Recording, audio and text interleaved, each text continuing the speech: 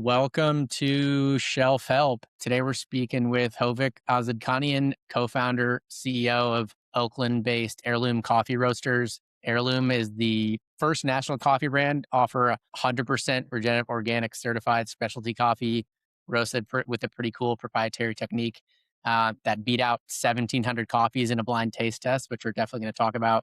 By the way, Heirloom is the fastest growing coffee brand in the natural channel, number one selling coffee at Sprouts nationwide. So they're definitely doing a lot of things right. Hovik, first off, just for the listeners that are not all that familiar with Heirloom, love to just get a quick lay of the land just in terms of kind of origin story, why behind the brand, what makes the coffee really different. And then if you want to just call out maybe a few newer places that the listeners can get their hands on the coffee these days, and then we'll go from there. Sure. I've been in the coffee roasting business for over 30 years. I started roasting with my dad when I was like 8 years old, and I've been in love with coffee ever since. Most of my career primarily was spent on the private label and toll roasting side of the business. So we would roast coffee for other companies. And that's kind of where I first was introduced, or I should say, I witnessed so many coffee brands kind of derail from the original messaging of the brand and turn into just another marketing brand or another brand on the shelf. And so they would paint these beautiful pictures of like direct trade, vertical integration, focus on organics, focus on the farmer, on the packaging, but the products inside of the coffee was kind of nowhere near what they said. And so as the industry evolved, a lot of these larger brands consolidated and shifted most of their coffee roasting activities to massive roasting houses that acted as like these large white labeling and tolling facilities. And so that really disheartened me. And what most of the larger specialty coffee brands have turned into throughout the years of these large white label companies, that they just became marketing companies. And so they've kind of lost the messaging and they've lost the promise, and they've ignored the supply chain in general. And so that's why we started Heirloom Coffee Roasters. We wanted to create a coffee brand that was totally different. We wanted it to be a coffee brand that was truly built on a platform of direct trade, where we purchase coffee and source coffee directly from farmers. We wanted to cut out the 20-something layers of middlemen involved in the business. Every layer of middlemen that exists in the coffee business takes margin away from the farmers themselves. And so that's something that we wanted to fight against. And the second is we wanted to create a coffee that was truly clean and healthy. We wanted it to be totally clean, free from pesticides, synthetic chemicals, fertilizers. And we didn't want that to just be a claim. We wanted it to be totally validatable. And so we started to source coffee that was farmed on regenerative farms, where they never used mechanical agricultural practices. They only practiced regenerative farming, no synthetic chemicals, pesticides, fertilizers, etc. And we wanted to roast coffee that was truly delicious. We wanted something that was more than just like a good cup of coffee. We wanted it to be special. And every time we drink Heirloom, we want you to say, wow. We want you to look at your cup and say, this is truly a sensory experience. And so after we launched the brand, we became the first 100% regenerative organic certified coffee brand in the nation. All of our SKUs, with the exception of decaf, because that isn't available yet, but it's also not on our main offerings list, sourced from 100% rock farms. And so we essentially created a brand new category in the retail space around clean, healthy, regenerative coffee. That's a great overview. I mean, you touched on a lot of the stuff I was going to ask about initially, but you and your partner, Rick, you guys reacquired the factory, and you guys are doing a bunch of, private label contract roasting for other brands, which I think is some of the learnings that you got, which led you to launch Heirloom. When you guys, decided to reacquire the factory, and right when you made that close, did you guys already have this kind of clear plan in mind of launching Heirloom and this regenerative organic certified plan, or just the journey of doing all this private label stuff and all the other stuff you saw working with other brands kind of led you to the conclusion this is what the next step should be? Well, when my partner and I decided to buy the company, so let's just rewind. My dad started the company in the 90s, and he sold it to his business partner in the mid 90s. And then that business partner sold it back to us in 2018, so November of 2018. During the diligence phase, Rick and I knew that our number one goal was to create a brand that was scalable, that was truly different than everything else in the market, and that was 100% clean, healthy, and verifiable. And we wanted to create a standard that solved one of the biggest problems in CPG, and that was this like fogginess of white labeling. The consumer doesn't actually know what they're buying. So we knew that was essentially the goal, and that was the end goal. When we purchased the facility, we did kind of this reverse triangle merger. We moved everything and all of our production into our Oakland facility where we are now. We were heavily involved in private label and white labeling, and we were also involved in cafe restaurant supply. So we were roasting coffee for cafes and restaurants. But we knew for sure that the end goal was to create what would eventually become Heirloom Coffee Roasters. Got it. Cool. The culinary roast kind of process, which I think is some proprietary to you guys, and you guys develop this by leveraging so much data from roasting, I think, millions of pounds for all these other brands. I guess, without, giving away too many trade secrets, love to just kind of get a sense of, walking me through the development and kind of innovation process. I think, you described it, I think, is when we chatted a few weeks ago, is kind of treating coffee like a fine dining ingredient, manipulating time, temperature, gas, air pressure, bunch of different stuff. So like, yeah, what does that actually kind of mean in practice? And how is this like really different from the typical specialty roaster and what they're doing? Yeah, when we roast our coffee, we have to combine kind of this world of technical skills and this world of artisanal roasting, but we also have to define it in a way that's replicatable. And so we had to create a new standard.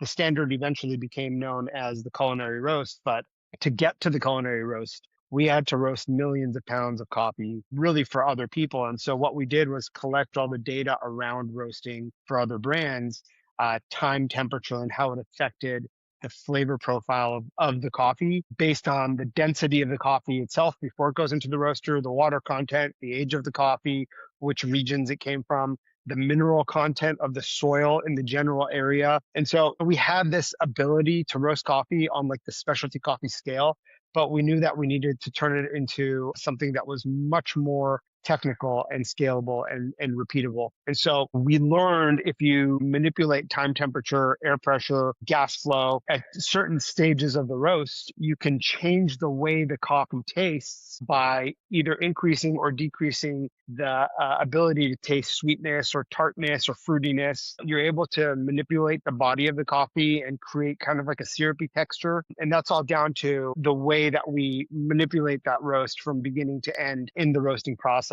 It gets a little more technical and the technical side becomes more proprietary. But a good way to look at it is you can start with the same ingredients and you can have one chef create a meal with the same ingredients and have it taste great. And you can have another chef take those exact same ingredients and create a work of art that's memorable, something you'll never forget, one of the best meals of your life. And that's all in technique. And so the technique is where the culinary roast comes into play.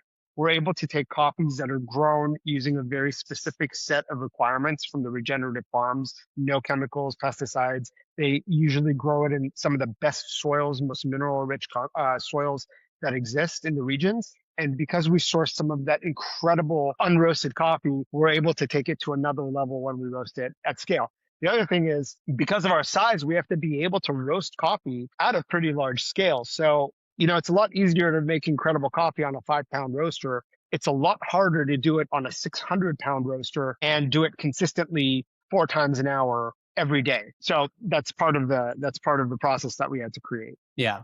Thinking back, like how many iterations or batches do you think it took before you kind of knew that you had nailed the culinary roast? And like thinking back, was there kind of a clear, this is it moment? We roasted millions of pounds of coffee to get it right. We were really lucky because we were in the toll roasting space, so we had a lot of opportunity to practice. Yeah, totally. But when it came to our own coffee, we practiced so many times. The thing is, we just couldn't sell it because we didn't have the business yet. So we ended up donating a lot of coffee. We ended up using it up for other purposes. I guess the aha moment, the this is it moment is when we came to a point where I thought we had it right and we had roasted our, I don't know, batch number 10 trillion of our Sugar Phoenix blend. And it came out, it smelled right. We followed the roasting program to the T. It smelled perfect. And I just took a scoop of that coffee and I said, I think this is it. So I scooped out like a pound, put it in a bag and handed it off to our team to send it to the Good Food Awards. And that's where it was entered against 1,700 other coffees in a blind tasting. I think is the largest coffee competition in the world for a single award. And we ended up winning the Good Food Award. And that was kind of the this is it validation. Yeah. The other thing that is interesting is that was the first time a regenerative coffee had ever won the Good Food Award. And it was also the first time that a coffee that was not from like a micro lot or a one time only kind of a lot won the Good Food Award. And so to me, that said that I can choose a coffee, I can create a coffee that's scalable and replicatable and create this incredible culinary experience time after time. And so once we won that award, that was kind of it for us. We knew we had something incredibly special, and we also knew that it was not something that others could replicate. Yeah. Cool. That makes sense. And like, I'm not sure how many kind of like flavors or, blends you have at this point. Maybe this question may or may not make a whole lot of sense, but curious how kind of R&D works for new SKUs in this kind of vertical for you guys' brand in terms of how you decide on new kind of single origins or blends. And I'm sure there's so many different options you can go with. What does that kind of decision making process look like in terms of R&D? Yeah, there's two paths that kind of exist simultaneously. The first is the qualification of new coffee, and so that goes through a very rigorous process. We have an entire QA team that's dedicated to maintaining what we call the heirloom standard. So not just from the clean, healthy side of the product, but also the taste, consistency, and the coffees that we choose must be something that will continue to be supplied by that farmer or that co-op. So we don't buy one-offs. It just doesn't work for us. Once the coffee goes through that extremely rigid process, which could take 2 to 3 weeks, we send it off for lab testing. And once we lab test the coffee to make sure, I think it goes through, it tests for 311 different synthetic pesticides, chemicals, molds, toxins, glyphosate, and all sorts of other nasty agricultural chemicals. So it has to pass that testing. So once we've cleared the coffee to see if we're allowed to use it, then we do the quality tasting and the repeated quality testing to see if the coffee will work in our blends, or if it's something that's incredible, can we use it as a single origin? Now, we don't want to fill our library with hundreds of SKUs. We actually kind of operate in like a 8 to 10 SKU at any given time world. And so the coffees that we choose need to be something that we can use in different blends, but also as a single origin if we need to. We try not to introduce new SKUs very often. If there's a major request from a major retailer, we'll consider it, but it has to be values aligned, and it has to somehow positively impact the farmer for a longer term. It's not like a one and done kind of a thing. And so once we clear everything, then we start the negotiations. We see how long the farmers are willing to supply that specific coffee. And if there's a really long runway, we will either we'll either introduce a new single origin, or we will add it to an approved ingredient for one of our main SKUs or one of our. Cool. That makes total sense. On the topic of testing 300 different plus pesticides is pretty amazing. When we chatted a few minutes ago, you mentioned there was an example of a lot of beans that you guys came across that ended up testing positive for glyphosate. Yeah, walk me through what happened there and kind of what that means in the broader context of your understanding of the supply chain and some of the challenges there. We lab test our coffees 3 times during the supply chain. So once when it's about to ship from the farm, once when it arrives at the port of Oakland, but before it enters our facility. We have a holding facility that's separate from our roastery. And so it's tested before it enters the holding facility. And then once periodically, well, it's every quarter, we test the roasted coffee from each SKU. And so this particular batch that we had tested negative from the farm. So we knew the farm was clean. The soil was tested at the farm, and the coffee itself was tested. So everything worked out. And somewhere in between the farm itself and the port of Oakland, there was some sort of a contamination for a significant amount. I mean, we're talking tens of thousands of pounds of coffee from a specific crop. And what was interesting is the other coffee that came from the same crop didn't test positive at all the way to our facility. So we started an investigation. The investigation is actually still ongoing, but what we think happened is there was some sort of a wind drift situation, either in transit from the farm to the exit port or in transit somewhere. And so what we do as a company, and this is why it's so important to have such a rigid standard, is somebody immediately pressed the emergency red button. We rejected the coffee. It never entered our holding facility, goes into like quarantine, and then a rejection process. It gets sold to, or it gets offloaded to, depending on the quality of the coffee, the companies that don't care whether their coffee is sprayed with pesticides or not. And so the coffee was offloaded never entered our facility, but it was critical that we maintained our standard because you look at it from like a high level, there's multiple certifications on these coffees. They've gone through a rigorous standard. The farmer has upheld their end of the bargain, but how does the consumer actually know what they're getting is clean and healthy? They kind of don't. And so it falls on companies like Heirloom and other pioneering brands that really maintain this standard and create something that's radically different in terms of testing to validate that the product that enters your home that's like in the same pantry as your kids' food and snacks is not covered in sticky, nasty agricultural pesticides that have been linked to chronic diseases and all sorts of terrible things. Yeah. Yeah. On that front, I think you mentioned, you referenced some USDA study that I think you had found that like 43% of certified organic products tested above the legal limit of banned substances, which was shocking to say the least for me. Like, what does that mean for the average consumer in terms of like what that should tell them about organic seal, what it actually guarantees? And if they want to be conscious about this, what should they do? Yeah, the the study was really concerning because it was, I think it was a 2011 USDA study on organic products. And what it found was 43% tested positive, but above the legal limit. So the products that were certified organic had the USDA seal on the actual product that was going to go to retail was not allowed to be called organic because it was sprayed or had heavy amounts of pesticides on it. I think I want to say it's 39% or 38 and some change percent of the same tested products tested positive, but were below the legal limit to be pulled from certification. So Okay. those products were allowed to be sold as USDA organic. That's super concerning, especially when you're a consumer who's relying on the brands to protect them, the USDA seal to protect them against these horrible chemicals and pesticides. There's like a lower limit that's allowed. To me, that's just wild. And so very few of the tested materials were actually free from chemicals and pesticides. I can't remember exactly the number right now, but and so that was very eye-opening for me. And that's kind of what sparked the whole movement internally to start testing all of our ingredients. And then we said, well, you can test it once, but that doesn't mean anything because I bet you most of these tested brands and most of these tested agricultural products would have tested negative at the original farms, but by the time they made it to the retailer, they could have been cross-contaminated. Somebody could have switched labels. There's a lot of tricky business in a supply chain where there's 30 different touch points or 20 different touch points. So that's really what kind of sparked the testing movement for me personally and ended up becoming part of the Heirloom standard. Yeah. Just I guess, to close the loop on this a bit for other CPG brands and operators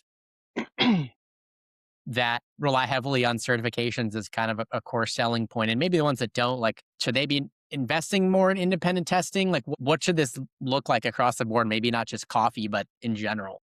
So far, I've learned that you cannot rely solely on certifications. They do a lot of the work, but at the end of the day, it's a brand's responsibility to protect their customers against what they claim to keep out of their products. Yeah. You can be a brand and not make any claims and not source organic or clean or healthy products, and that's fine. But the second you put that badge on your product, you're making a promise to your customer that what they're about to ingest and what they're about to take into their homes is clean, healthy, and free of toxic chemicals. What should brands do? I think it's very important to test. It's also extremely expensive and can be very cost prohibitive when you can't do it at scale. And so it's a question that has to be asked. I'm not sure I have the best answer for every brand out there, but they should be relying on their suppliers to not just make claims, but stand behind them and validate them. As a consumer, you have to do your homework. You can't just trust every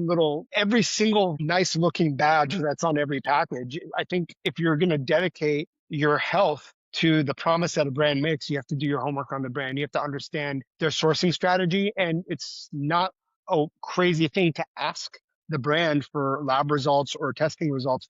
We get probably 50 to 60 messages a week asking for our lab results, and we display them. We just send them directly to whoever asks because it's so important to build credibility in like this really opaque market where everyone is blinded by flashy marketing. Yeah.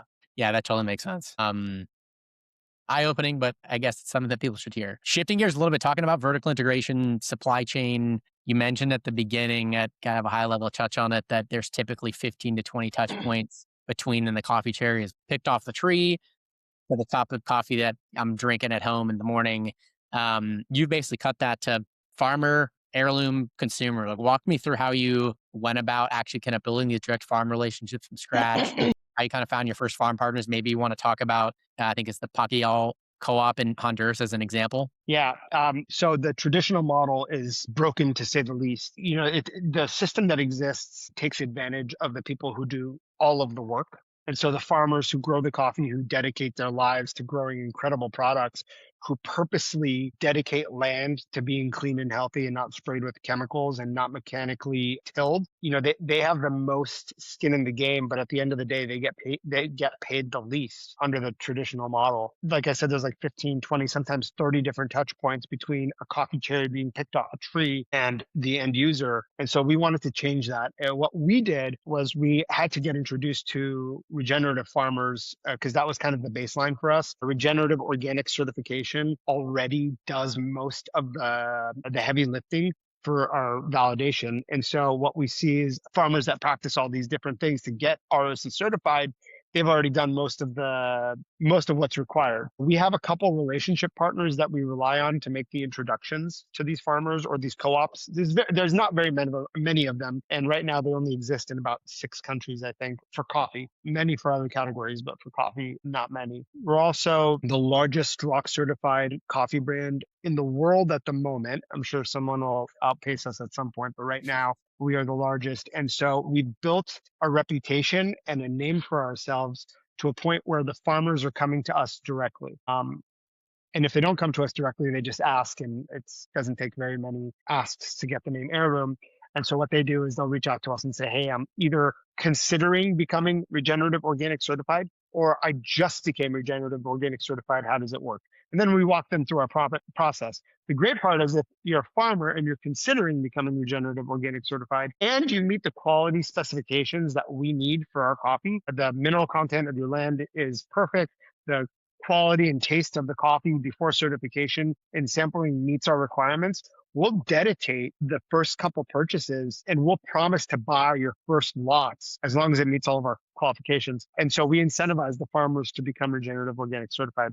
The first ROC certified coffee we ever purchased was from Nicaragua. And that was really hard to find because when we first learned about regenerative agriculture, there was no ROC certified coffee. And so we reached out to like the Rodale Institute, the ROA, that certifies ROC, and just about every single coffee broker, distributor, reseller, and trader that I knew. And we just got crickets. And then finally, the ROA and the Rodale Institute both pointed to a crop that was coming from Nicaragua that was going to be the first actual ROC certified coffee.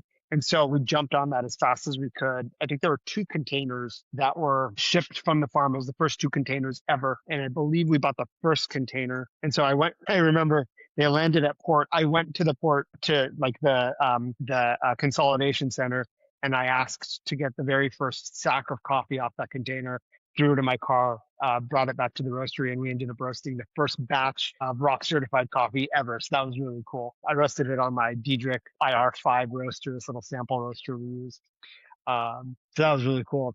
The Pacaya cooperative, which is the first ROC certified coffee producer in Honduras, it's an interesting story, but it's like really an amazing story. It was started by a brother and sister in the Marcala region, city of Marcala, in the La Paz region of Honduras. And this was an area that was kind of completely ignored and forgotten. The unemployment rate was sky high.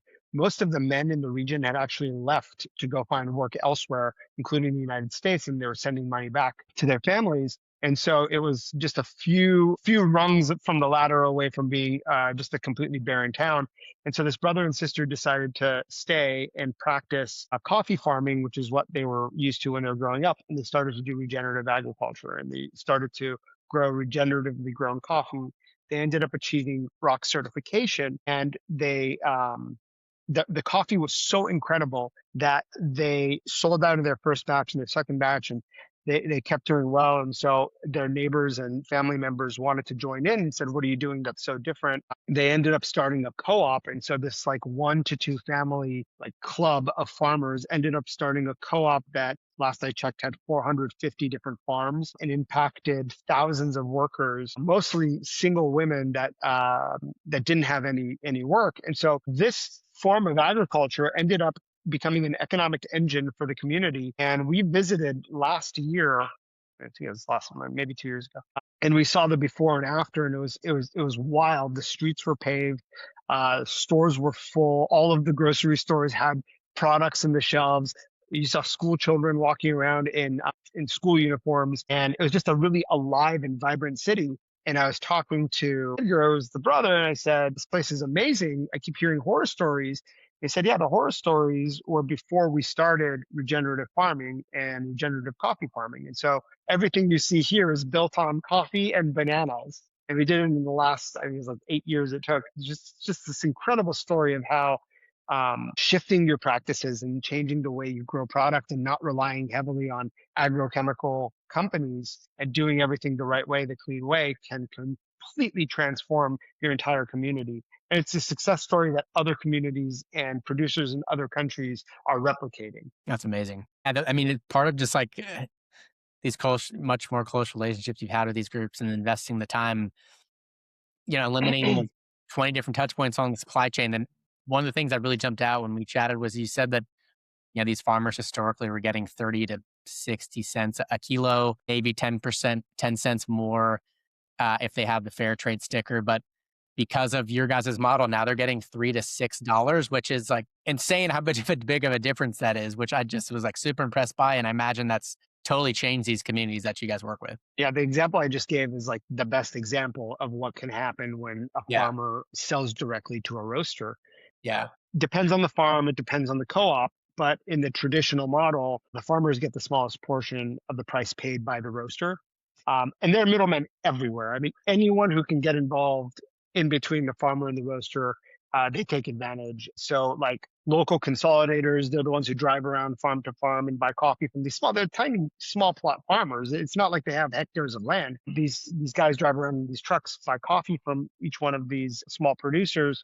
Then there's export houses, there's brokers, distributors, last mile resellers, and they paint a very pretty picture, like from a marketing perspective, especially in the US. But you don't actually see what happens in the supply chain. And so, for example, a roaster who's going to pay like $3 to $4, I guess that was before COVID, prices have changed after COVID, for a pound of coffee, and the farmer would could get as little as 5 to 15 cents for that same pound of coffee. But in the direct trade model, we cut out every single middleman. We go directly to the farmer or the co-op, and we end up paying them better than farm gate. It's a term used in coffee. I don't know if it's used in other categories, but better than farm gate prices. So the deal is made with the farmer. Funds get transferred to them through an intermediary, and they reinvest that money that we spend or that we pay them right back into the community, right back into the farms, which continuously grows and gives us an opportunity to secure future supplies of the coffee that we need to build our brand. It's life-changing for farmers, and it kind of puts it all into perspective. Like, why are so many people involved? Like, I get it, because they're just taking from these people that do all the work. Right.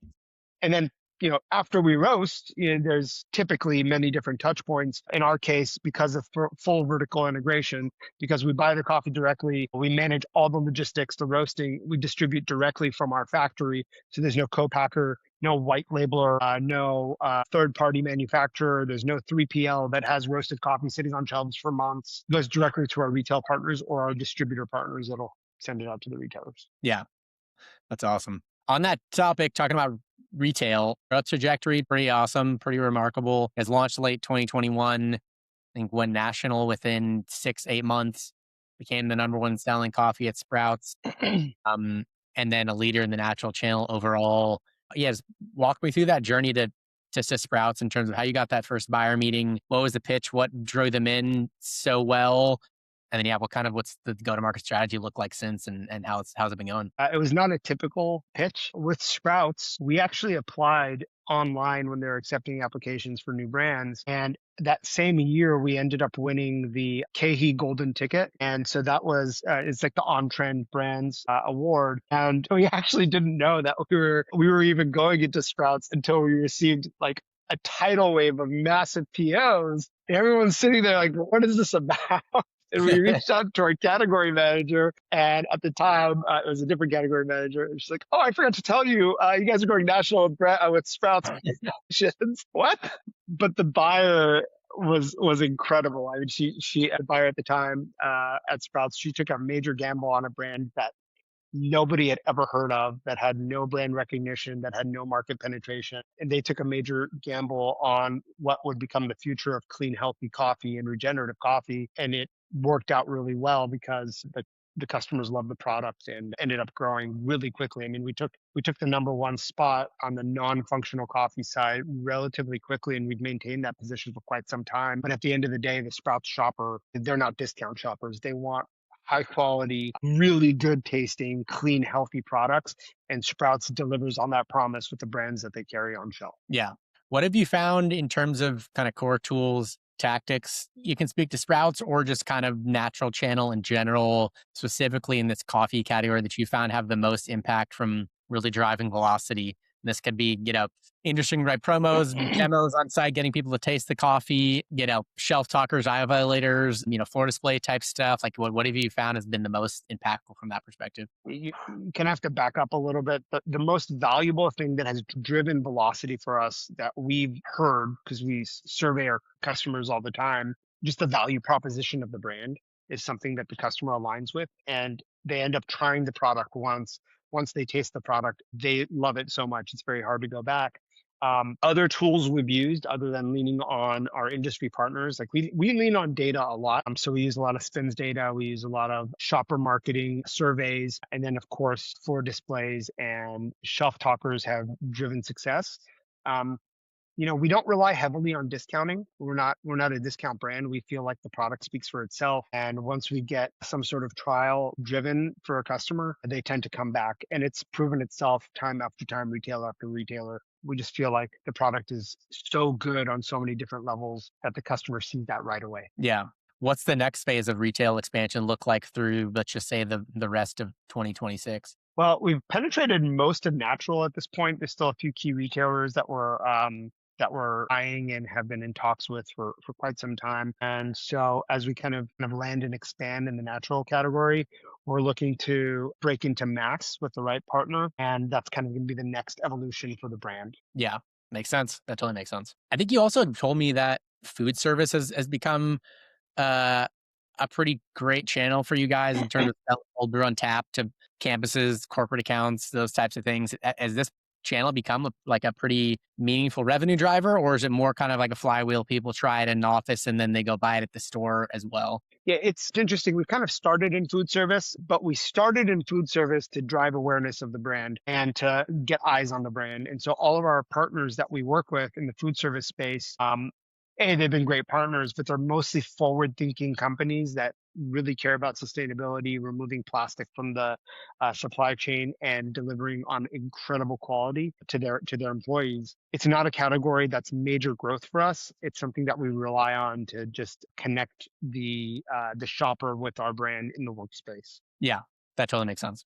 Clearly, you guys have built a really differentiated brand here, and it's showing in the numbers. From a brand identity, packaging standpoint, to really convey all that you've told me about what's so special about this brand, thinking back to when you guys are developing the brand identity and the look and feel of the packaging and the brand from a visual identity standpoint, what were some of those key variables that were top of mind for you in terms of maybe in the context of whoever you worked with to actually build it out? Like, what do you remember you kind of included in the brief that was the most important? I said earlier, we're heavily reliant on data, and a lot of the customer cohort analyses that we did uh, kind of painted the picture of the perfect heirloom customer, and created a profile of the customer that would most want to join our movement towards like a clean, healthy future for food. And so we provided our designer, who's extremely patient, and helped us design an incredible package. But we wanted to speak to the consumer and tell them what you're about to buy is not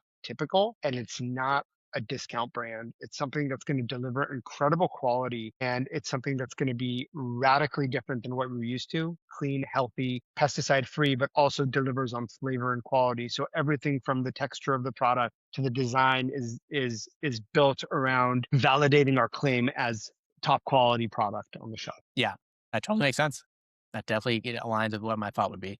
The rest of the year, just, you touched on kind of blend and expand, looking at potentially the right mass partner this year. Other than that, what else is kind of on the radar for 2026 in terms of where you want the business to be by the end of the year? Well, I said earlier, we don't release a lot of new SKUs, but we have a pretty comprehensive innovation pipeline. So we have different form factors that we have been quietly innovating in our lab, in our R&D space. We are likely going to take the next step in the form factor space for Heirloom. And it's most likely going to be something that enters the market this year.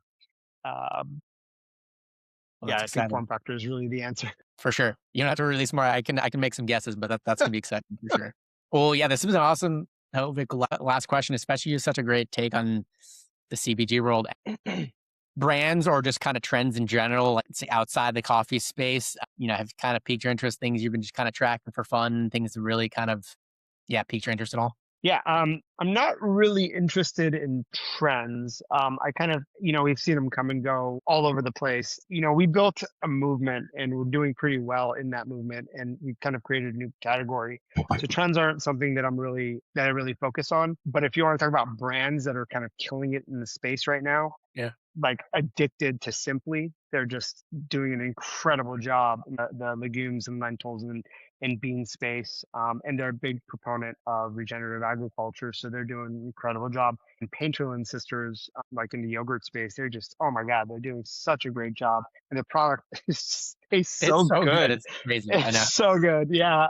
And they're also dominating their category. So I'm really proud of what those two brands have done. It's been really exciting to watch them grow in their category and become leaders in their respective spaces. So big fans of both. Yeah, likewise. I'm on the same page. Well, yeah, Hovik, this has been awesome.